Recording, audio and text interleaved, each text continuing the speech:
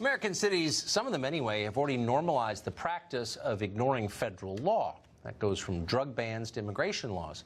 But a few, thank heaven only a few at this stage, are going further than that and are now empowering the mob, as long as they agree with the mob politically.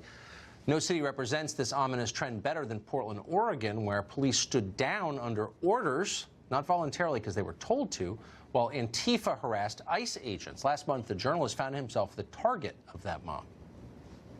How about you get the out of here, Andy? I won't be intimidated. I don't feel safe with you here, so get the out. Our parents would be embarrassed by you and your grandparents who've been oppressed by white men throughout history. You should be ashamed of yourself. Why should I be ashamed of myself? Because you're an Asian given into white supremacy, mother. Andy, it's time to go.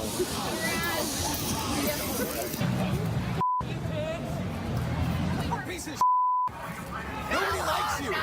Nobody likes you. The city hates you. You're trash. Get the out of here. Talk about Occupy ICE. He supports the detention of non-criminal immigrants. Get the out of here. Nobody in the city likes you. Rich kids in black masks. Andy No recently wrote a piece about his experience. You just saw it. It was called What's the Matter with Portland? He joins us tonight. Andy, what is the matter with Portland? I think Portland is an example of what happens when you have a city that is an ideological monoculture with no counterpoise. And so these ideas on the left just sort of become radicalized in their own echo chambers. And as the city is also very secular, so there's an erosion of traditional sources of purpose and meaning, for example, from religion. So instead, people are turning to political ideologies, and they want to be heroes, but instead of dedicating their lives to service or joining the military, yes, they're joining movements like Antifa and going out on the street to fight because they think they're actually in a battle with fascists.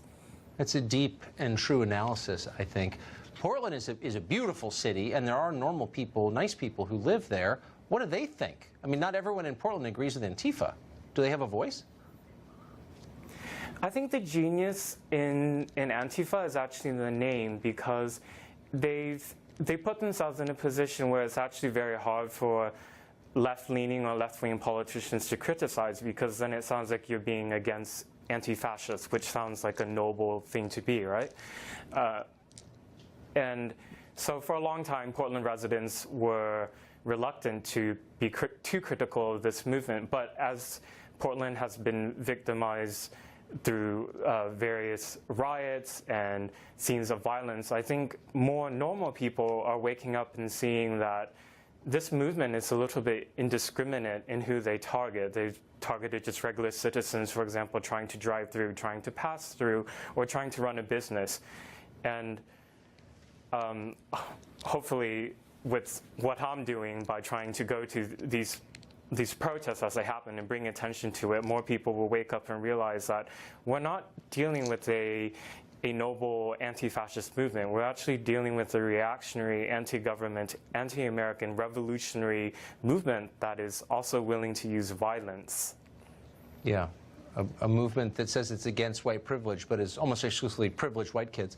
Andy, be careful. You could get hurt, as you well know. You're a brave man. Thank you for joining us. Thanks for bringing attention.